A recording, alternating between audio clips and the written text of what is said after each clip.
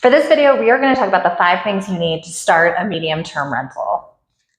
My name is Erin Spradlin. I co-own Erin and James Real Estate. We work in Denver and Colorado Springs, the surrounding metros.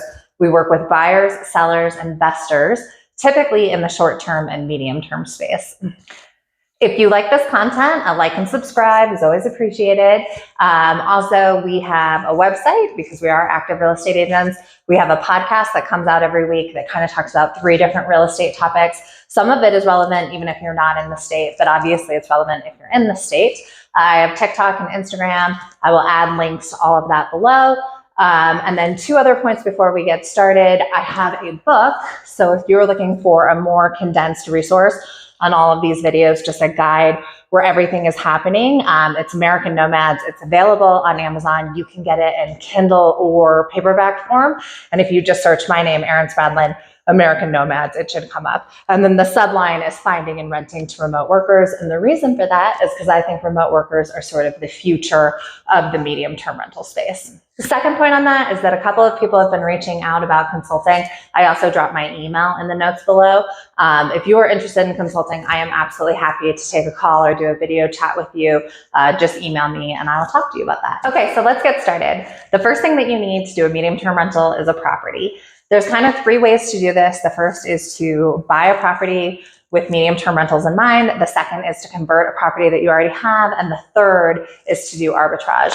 I'm actually going to go backwards on this and talk about arbitrage first, just so that you're familiar with the language. Arbitrage means that you don't own the property. You are signing a lease with someone else, and then you're running either your short-term or medium-term business out of a property that you don't own, but you have leased from your landlord. So you can do that, and people certainly do that. But you just want to make sure that your lease allows for that it's okay in your lease for you to be subleasing to other people. And you may or may not want to check with your landlord. I will say this about that. I have my own properties. I do medium-term rental on them. Obviously, I used to do short-term rentals, but I don't know if I would be crazy about one of my tenants doing it, simply because I would be worried that they wouldn't be vetting tenants the way that I would.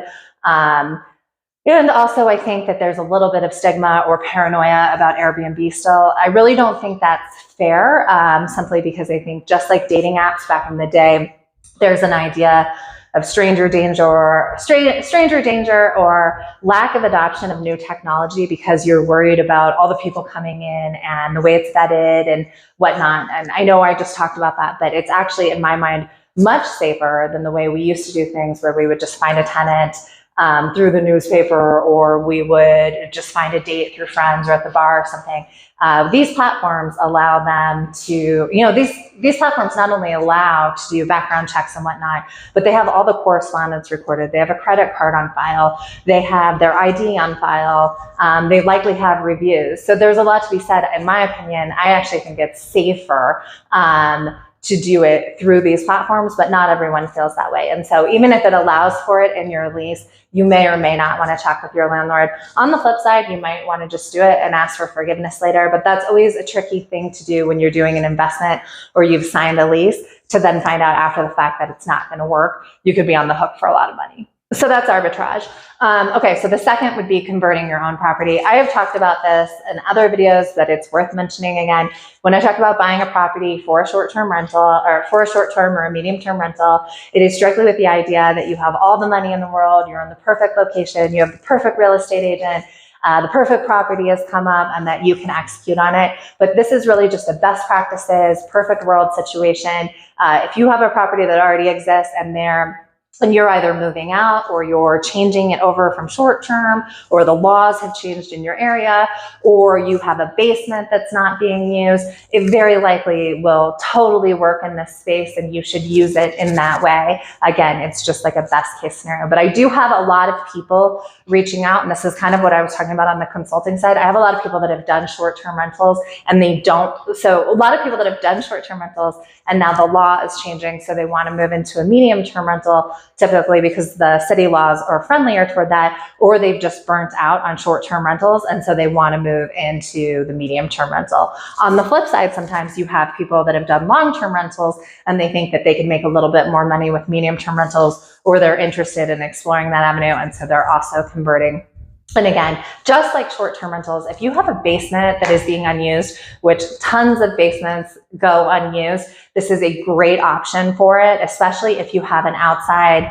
entrance. Typically, you will see this like in the backyard. There'll be some kind of entrance, or the tenant could go through the garage and you could shut off the kitchen and they can go straight into the basement. You never have to see them. Or if you just have a spare room that you want to use it for, also a great option. So that would be converting the property. And then finally, you could buy a property. And the only thing that I talk about, or the only, and then finally, you could buy a property. So what you're looking for when you buy a property, we're not really worried about the city laws in this case, and we're not worried about the city laws because most cities allow you to rent for 30 days or more. I have personally called tons of cities and haven't run into any city that limits you for less than a 30 day, I haven't run into any city that limits you for more than a 30-day rental. When you talk about cities limiting people on short-term and Airbnb, it's because they're limiting for 30 days or less. It's not in the code, or it's being written in the code where they don't want you to do that anymore. And just as a point on that, I just said it's not in the code. If it's not in the code, they actually can't force you not to do it. It has to be in the code. There has to have been something passed that says 30 days or less, you can't do it from the city level. But again, for medium-term rentals, it's 30 days or more, and that's why a lot of people move into this space, is because cities have changed the laws. Now they have this property, they have all this furniture, what are they going to do with it? Medium-term is a really good way to move it in because people still need furnished rentals. You're not breaking the law, your neighbors can't tell on you, no one can be upset with you.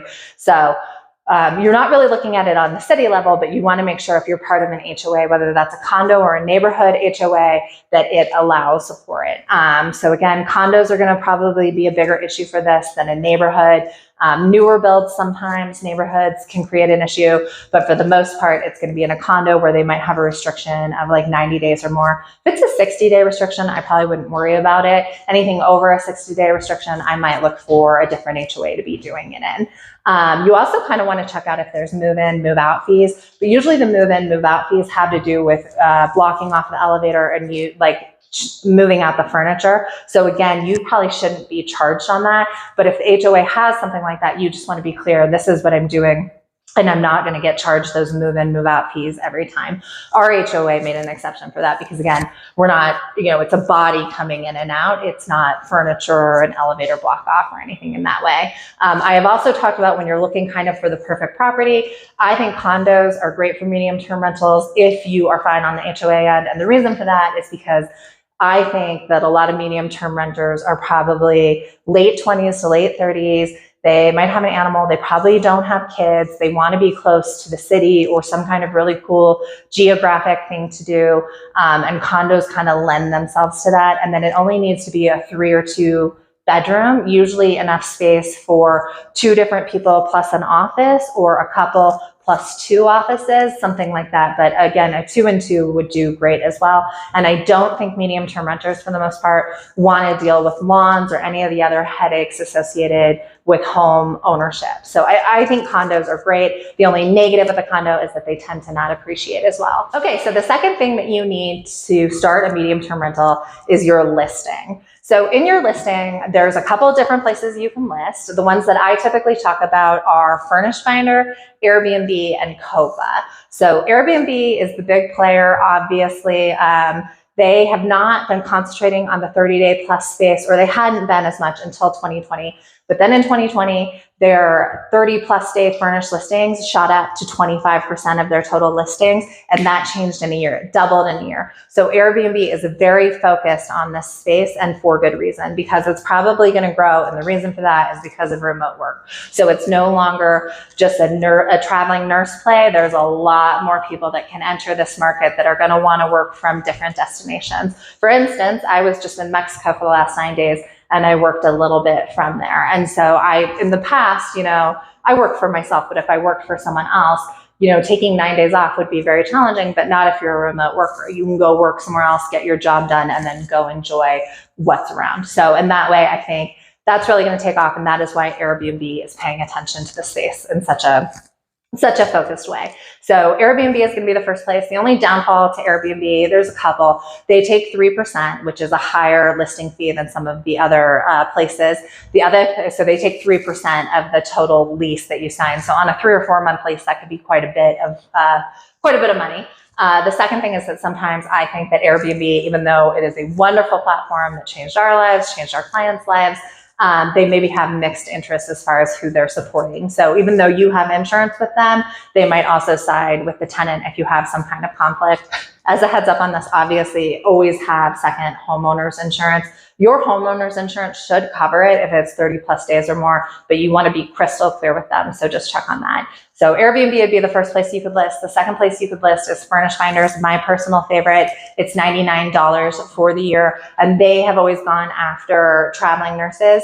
Our reservations come in through Airbnb or Furnished Finder. I just prefer Furnished Finder because I think it's a less sophisticated platform. You have less competition, it's cheaper, and the people that are coming to that platform are already thinking 30 plus days, whereas Airbnb, they might be thinking about a short-term rent, or they might not know yet that Airbnb offers those longer stays. Again, I've said this before, I think Airbnb is going to take over that market, they just haven't yet.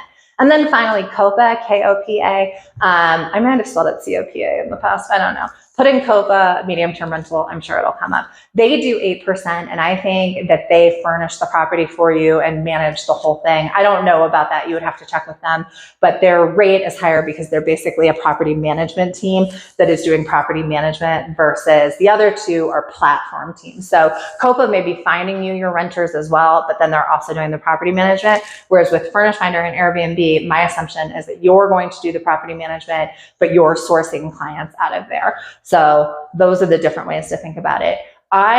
So I cannot say this enough, but professional photos, professional photos, professional photos. I know you have an iPhone, you think you can take great photos. A professional photographer can take a better photo than you, your iPhone, or your friend. And it's like really only $100 for a few photos, and then your listing really stands out. It looks better than the competition. You'll get more eyes. You'll get higher, better tenants coming in for that reason. And so I definitely think professional photos are worth it. So you want to do professional photos across any platform that you do. I will say you want to set up your listing slightly different if you're doing Airbnb versus Furnished Finder. So if you're on Airbnb, you are trying to attract the attention of people that are looking for 30-day or more rentals. And so even though basically a lot of people that are doing a short-term rental are going to be happy to rent out to 30 plus days because it's less work for them. But you can put in your headline specifically, like we are a 30 plus day, we are looking for medium term, we are looking for remote workers, and then talk about the amenities that you have to support that. We're pet friendly. We have a fence for your pet. We have a second screen. We have dedicated office space.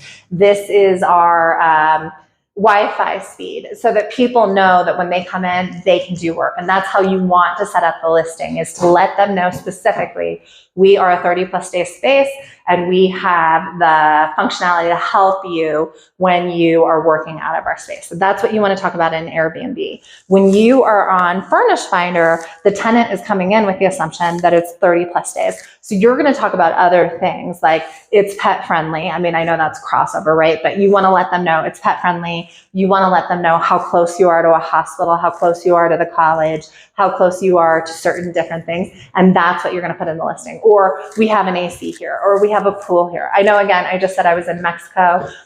Definitely, we have stayed for months in Mexico in the past, and properties that have pools, absolutely that should be in the listing because it's really attractive to have a pool on site, or like 24-hour security. So stuff like that you want to put in the listing so that someone that's kind of cruising quickly can say, oh, they have a pool, or obviously make it your first picture. But I'm just saying, utilize the headline to call attention to what you're doing. And so Furnished Finder, you're utilizing it that way, and that's what you're talking about. And on Airbnb, you're trying to grab the attention of people that are looking for it, but aren't being targeted for specifically for that 30 plus day space. Okay, third tip, furniture. So obviously you need to furnish your medium term rental. It kind of depends on how you want to do the setup. We just sold a 3-bed, 2-bath, and we had 2 different beds and then an office space. But I was noticing, depending on who was coming in and out, they might push the beds certain places and make it 2 distinct offices, or they might use 2 beds and 1 office. It's fine. But I think, you know, you want to have at least 2 desks, 2 beds, and let them have that option. And I would also say have a second screen. It doesn't cost very much, and the majority of the growth in the remote workspace are white collar workers, and the majority of white collar workers use second screens. So this is a really helpful thing to have.